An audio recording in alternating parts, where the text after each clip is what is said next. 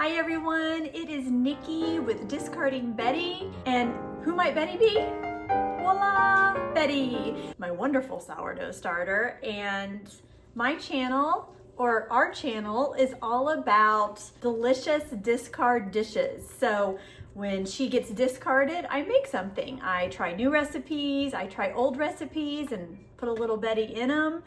We make everything from cookies to pizza crust. My last video, I made corn dogs, and with the corn dog batter, I used the sourdough discard, and I also made hush puppies with that.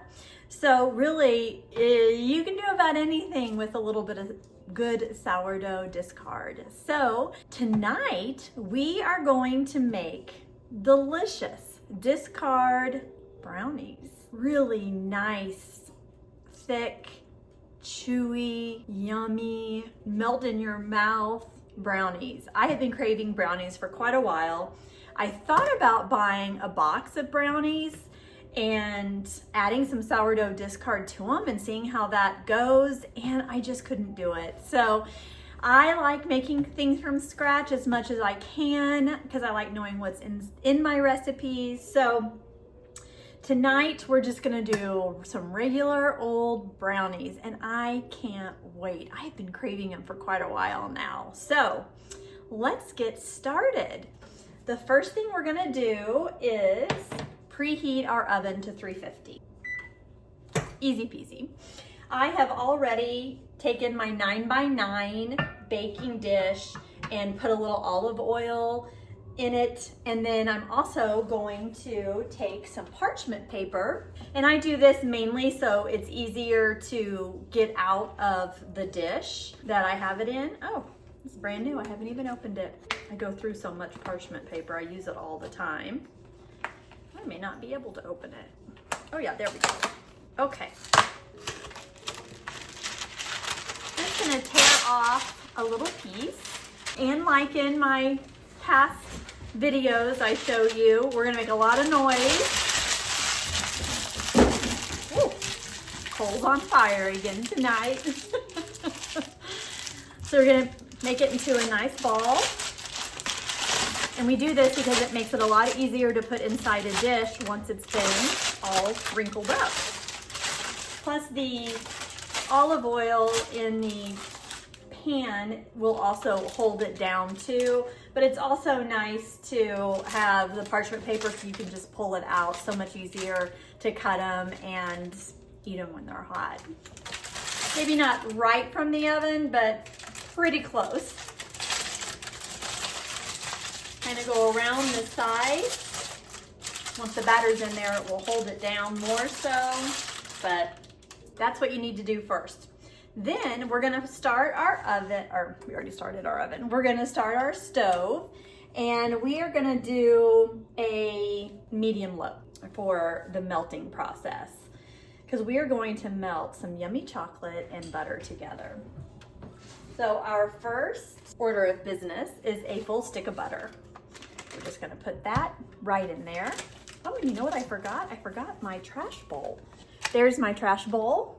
Love to have a trash bowl on the counter so I don't have to keep going to the trash can a dozen times. It makes it just so much easier.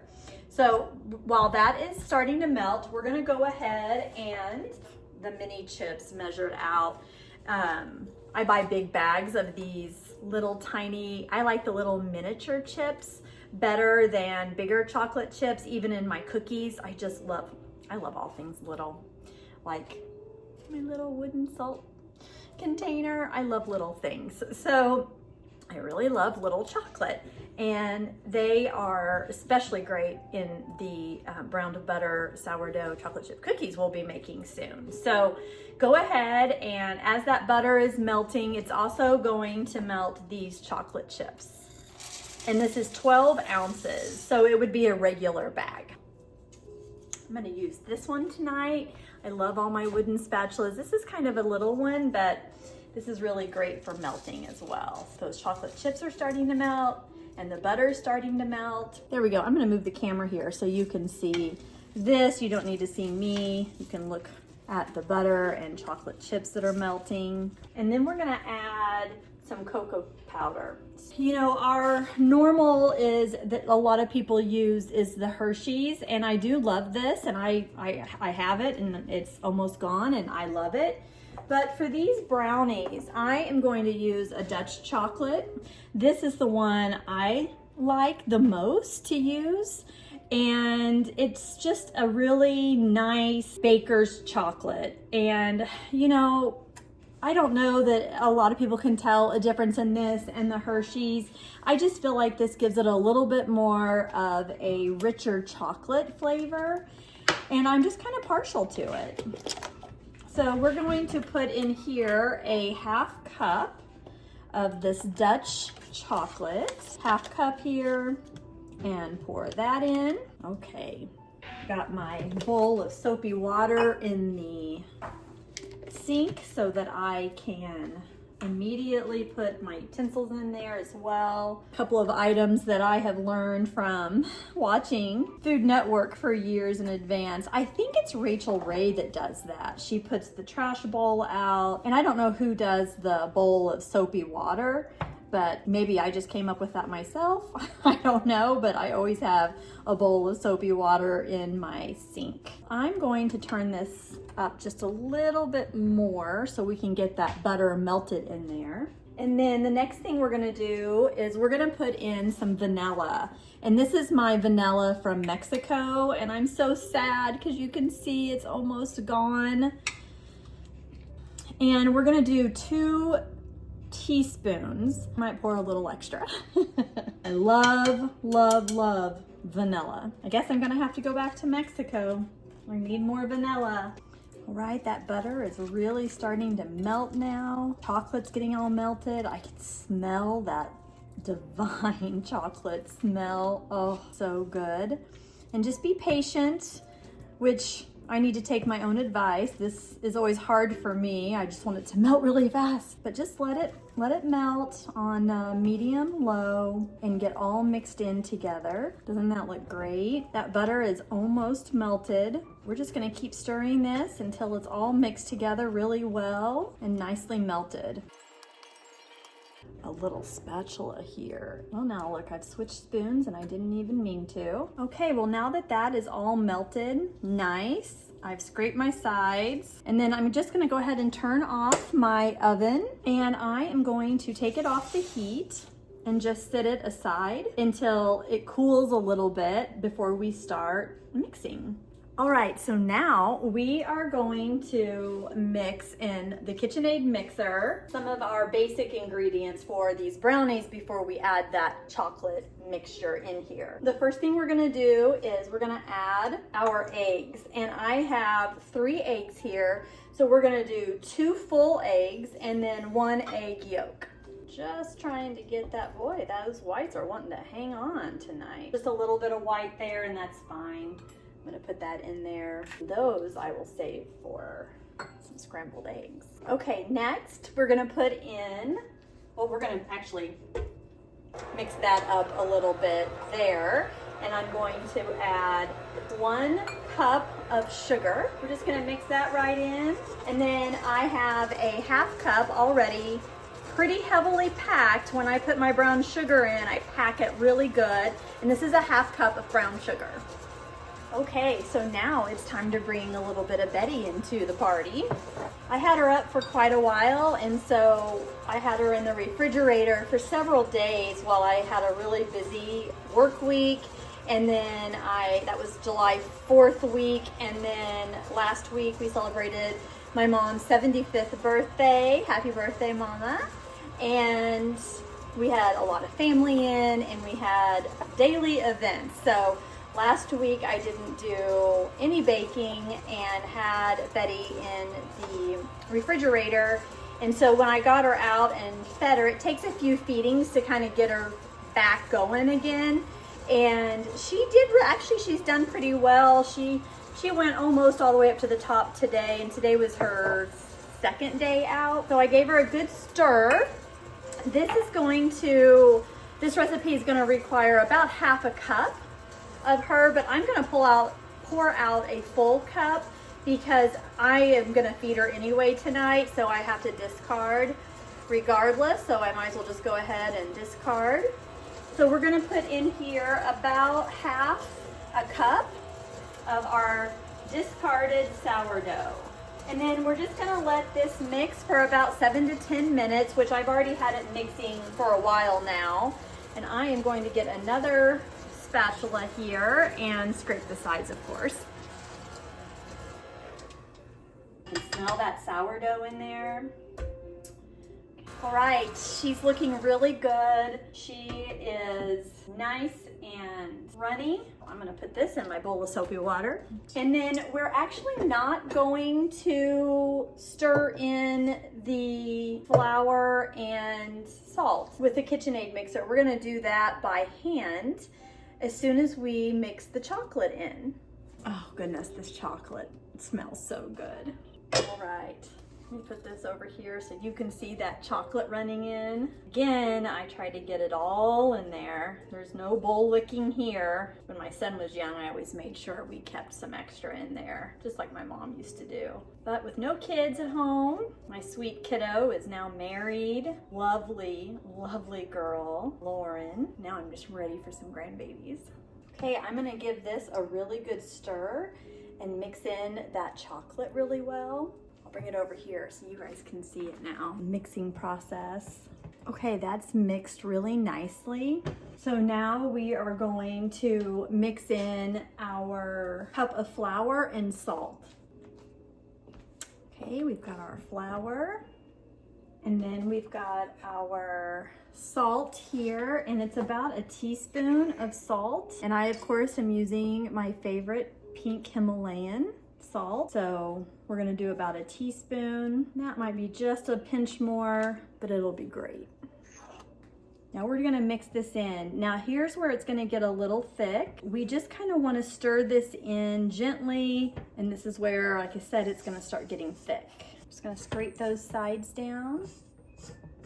Right, and you can see we don't have any white anymore. Let's have a nice thick batter. Now we're gonna pour it into our 9x9 baking dish that has parchment paper here as well, so it's easy to lift right out. And we're just gonna pour that right in. Oh, I wish you could smell it. It smells so good. You can see what I mean about it being really thick. I might do a couple licks out of that bowl tonight while I'm waiting for this to bake. Swirl on top. I love to do that. Makes it pretty. Also want to make sure it's kind of even in there. Okay, I'm just going to cut a little bit of this parchment off so it will lay a little bit better. Quite well. All right, so I'm going to put this in the oven for about, my oven is going to be probably about 40 minutes. Anywhere from 30 to 40 minutes, depending on how your oven cooks. You know that better than anybody else. I will set the timer probably for 30 minutes and check it and see, do the toothpick test or the knife test. So, but for now, we're just gonna go ahead and put this in the oven. Okay, so while that's in the oven, I'm gonna clean up my kitchen and get all ready for a nice, chewy, warm, delicious discard brownie. Okay, so it's been 30 minutes. And I'm gonna take them out because I'm sure they're not ready, but I'm gonna take them out anyway, and we'll just do a little test here and see how far along. Oh, the smell is wonderful. It almost looks like a cake. Handy dandy toothpick here. I'm gonna stick it right in the center. Nope, I didn't think so. If you can see, it's pretty wet in the center. So I'm gonna put them back in probably for just 5 minutes and check it again, but I'm pretty sure it's gonna take the full 40 minutes for my oven. Okay, so we'll check them again here in just a bit. Okay, so I did check them at the 35-minute. I didn't come back on camera for that, and they still weren't done. So it's been 40 minutes now. They were a lot closer with the 35-minute, but it's been 40, so I know they're done. I'm actually not gonna do another poke test. Actually, I will do another poke test just to see, but I can tell that that's already done and good, and I'm sure gooey. So I'm gonna put that in there. Yep, just the very, very bottom. So they're good. I like to have a little bit of something on the toothpick because they're gonna continue to cook while they're cooling too. So it's gonna stay hot. A little bit of goo on that toothpick is okay. I got my kitchen all clean, which is great. I also fed Betty. I kept her on the stovetop because the oven is warm from being on. That way she can get a little more warmth than she normally would in her micro house. We are gonna let these cool a few minutes and come back, and we're gonna have to, of course, try one and cut one open. They smell so good. I cannot wait to try one. It's really hard to resist, but they really do need to cool and set so that it's just not a globby mess. So we will be back in just a few minutes after they cool.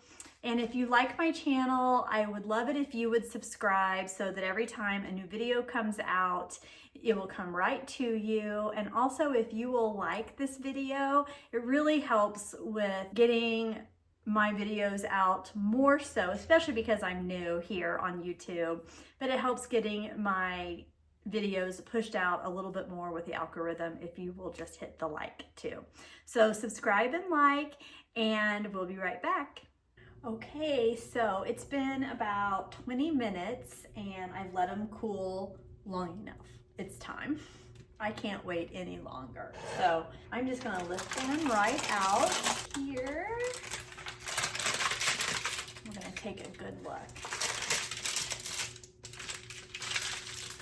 Oh, they smell so good. You can see, I'm gonna pick this up here. Yeah, still hot. You can see the thickness there of them. But the top did fall, which is exactly what we wanted because it was kind of puffed up like a cake, and like normal brownies, they fall in. So now I am going to cut a corner off. Actually, this is my sourdough bread scraper. I like to use it to cut my brownies as well, even though I'm just gonna cut a corner here.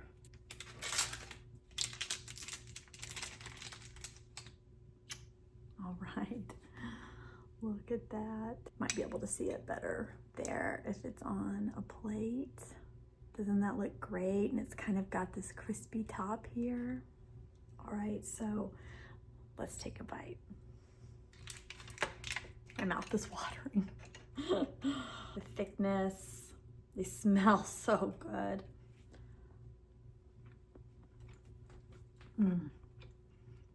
Thick, chewy, sweet, but not too sweet. That Dutch chocolate really helps with that. I have to take another bite. You have to make these if you don't do anything else with your sourdough starter. If you never make bread, make these. They are so good.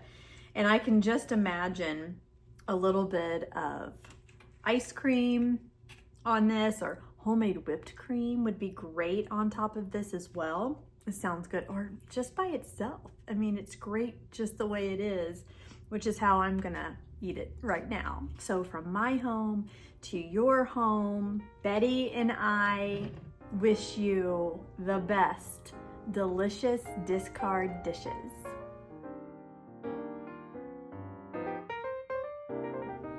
Oh my gosh, my